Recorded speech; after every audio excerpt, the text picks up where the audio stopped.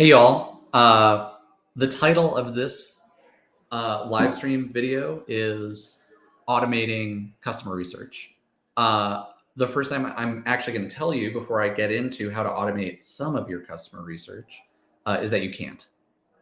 So if you are thinking about like, oh, how can I automate that whole thing and sort of get, the entire set of everything customers are thinking automatically, you can't. There's so many ways that customers surface what they care about. And some of them happen in digital channels, but some of them happen in person. Some of them happen in all kinds of other places. So that's one. And it's kind of a weird way for me to start this video, right? Just say, you can't do the whole thing. But things like talking to your customers in person, talking to them on the phone, having them ask questions on webinars, all those things are extremely important and not that easy to scale.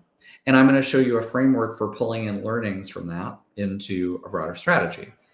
But what I'm going to talk about today is a way of automating some of your customer research on digital channels and for what they're actually looking for and thinking about on digital channels and specifically on web properties. But you could apply this method to almost anything, including, by the way, some of those live chats and other things. I'll get to that in a minute. And the thing I'm going to talk about specifically is finding their frequently asked questions and how to do that at scale and then do stuff with it, do the stuff with that information. And what I want to come back to in all of these videos before I start getting into like the specifics of how you do the thing and why you would do it and how it works, all that stuff, is what we're trying to accomplish here is as content systems people. And if you're a CMO or a VP of marketing watching this, or a writer, anybody who's working in marketing thinking about this, we're all needing to think today in terms of content systems. And that means, how do we most efficiently take all the things that we know about our product and about how to solve a problem and about the problem itself and about how to grow your business, about how to do all those things, all the things that we know, all the things that our solutions architects know and that our customer service people know and that our marketers know and that our sales people, all those things, our product people, all those things that we know.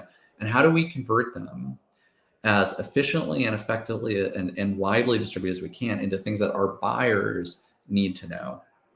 And in doing that, we do our buyers a tremendous service. We do a lot of people a tremendous service who might not even buy from us. And we also show what our value is as a product and how we can help. And we find the people who need that help and we get them into the funnel, and then we can talk to them about we earn the right to talk to them about the problems that our product actually solves. And I stole part of that definition from Lee Densmer, who writes a lot about this stuff and has a great post about what content marketing really is. But I want to step back and give you this content systems idea before I get into the specifics of answering customer questions and where that fits into this. Okay. So then the next thing I want to say is, if you agree that a content system is all about taking all that stuff and moving it from your business brain into readable, consumable assets and understanding what works and what doesn't, if you believe that, then the literal questions that your customers have, not just the topics they're interested in, but the actual questions they have, are going to be an important part of that equation. So what I want to talk about today is, how can we surface those specific questions in an automated way? And I'm going to show you a couple of interesting posts, and then I'm going to show you the way that we do it. And I'm going to give you a link to a toy version of what I'm going to talk about today. There are a bunch of things that, have made me think that this is a useful thing to talk about. So I'm going to share a couple of posts real quick. One of them I'm going to share is just this. This is stuff that's like really fresh, which is great. Here's my LinkedIn. Hopefully you can see this. You can't see it because I didn't share my screen. Add to stage. There we go. And this is Kyle Poyar. That one is not, but Kyle Poyar, who's talking about AEO and just like some of the things that you can do there. And actually, it's kind of interesting. Like, if you look at his biggest bets list, one of his biggest bets that he identifies that a lot of marketing teams are thinking about is AI discovery, which is important. And you can marry that with intent to get intent. Anyway, So that's an important post. And it shows the importance of AI discovery as a channel. And then that led me to this post by Josh Grant, who is the VP of Growth at Webflow. And he's seen a lot of fluff. Here's something that worked. We added a sick FAQ plus schema markup automation to 6 of our core feature pages, et cetera, et cetera. Just talking about something that actually worked. And FAQs are these questions we're talking about. As part of the content system, they are the literal questions that your buyer is asking. And so answering them is helpful for AI discovery. It's helpful for all kinds of things. And that is kind of what we're seeing in these 2 posts. Okay, so I started talking about content systems. I talked about customer research and the role of that there. And then some of these specific like things people are pointing out and experiments that are working and channels that people are thinking about. So now let's get into how this actually works. And this is where automation really comes in. So I'm going to show you 2 things. First, I'm going to show you an example spreadsheet. And this is how we've started pulling this data. This is how we've started pulling FAQs is we have a workflow that runs that for all of the topics that people care about, we're looking on LinkedIn, we're looking on Stack Overflow, we're looking on Google, we're looking in all these places, and we have a scraper that runs and grabs the stuff, pulls the questions. This scraper is built in N8N. I'll show you how it works in a second real quick, but that's what we're fundamentally doing is literally going to these sites and finding the questions people are asking. So for some of these topics, you will see some interesting, now there are some that are not interesting because it's still LLMs, but like content systems. How can we align content strategy with business objectives? It's a good question. What trends are impacting content? It's pretty generic, but good. What are the other things in here? What are also interesting? Content AI. How does content AI work? That's probably a specific product, so we could throw that one out. But what strategies can be employed to ensure that AI generated content maintains a personal touch and high quality? And then in our way of doing this, we have our questions here, we have our source here, and you can see we've got, Stack Overflow or LinkedIn or Google or Reddit or wherever it's from. But this is the fundamental exercise, is gathering all of these questions. And one of the things that you'll note that this depends on is a topic strategy. We don't want to put every single topic that we could possibly care about in here. We want to focus on the top 10 or so topics that we think we're well addressed to address.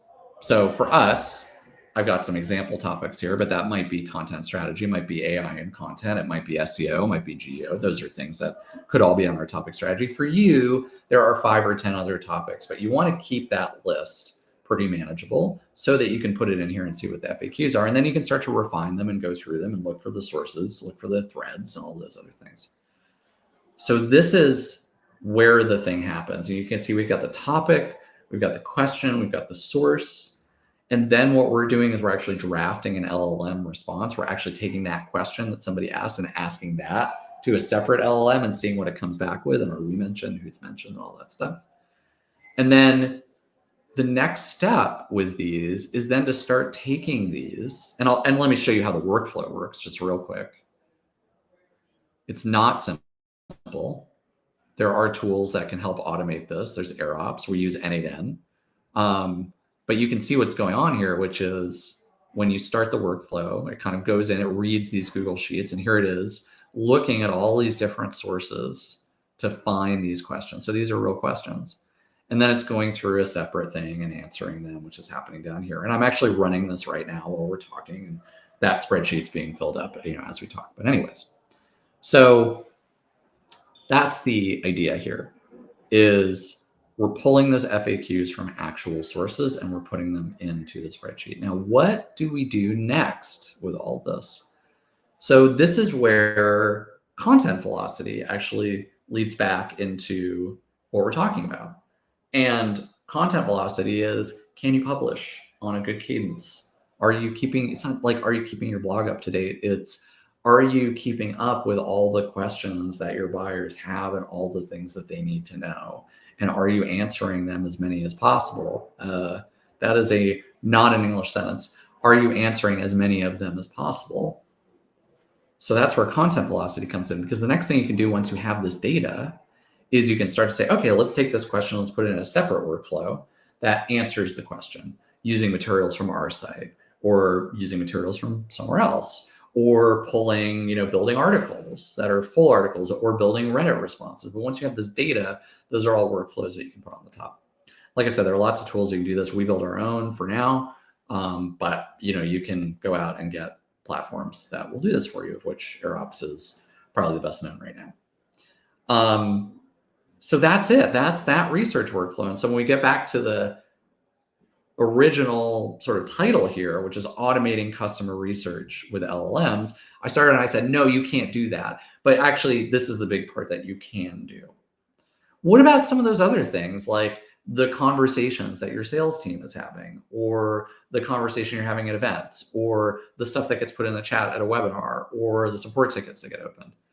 Well, all that workflow does that I showed you is it goes out to a bunch of websites, but there's no reason you can't extend that workflow, as we have, to do things like look through your call transcripts for this information, or sorry, for questions on these topics.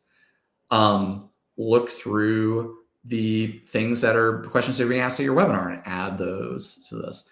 Anything that has any kind of API connection or where you can hack one together is a candidate for building what we call a question bank, which is ultimately where we're going to. Is what are all the questions and how often are we mentioned in the answers, and what information we need to give, and how can we automate that? And then the other thing you can do is once you have the questions and the answers, you can talk about distribution. Well, we want to distribute this on our blog. That's relatively easy. Well, this came from Reddit, so maybe we should find that thread, or maybe we should post a new thread. It came from LinkedIn, so maybe we should do a social post about that. Those are all things that you can create some drafts of, especially if you're careful to make them non-promotional and genuinely valuable. Those are all things that you can create drafts of using a workflow like this.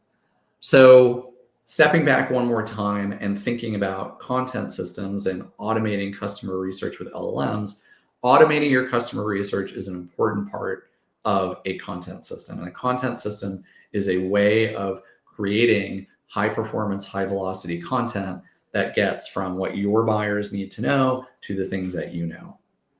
So that's what a content system is, and that's where the automation comes in. And this is a really important part of that workflow. And that's why this is interesting. It's not primarily because we're using LLMs, actually. It's not primarily because we're using a certain system. It's not even primarily because of the channels it covers or anything like that, but it's about adding this capability to your system and then using it to answer those questions and make those answers public so that your buyers can learn what they need to know and do all of that more efficiently. And AI obviously opens up huge new opportunities on this front. So that's it for today. I'm going to post a link to the toy version of this workflow. The toy version of this workflow is nice. See if I can find it for you so you can see what it looks like. It doesn't do all of these things, but it does give you a little form that you can fill out. And you can go in here, and I'll share my screen one more time. Whoops. I didn't share my screen one more time. I can't even find my StreamYard window. There we go. Let's add it to stage, and we'll share this tab instead. And this runs that. And if you run, it takes about a minute to run, but it'll give you a little list of, hey, here are some questions we found. You can do this yourself too. It's not primarily about the tooling. It's about thinking about these things in terms of systems. So yeah, that's it for today. Thanks for watching now or later. Thanks for your comments and questions. And I will see you next time.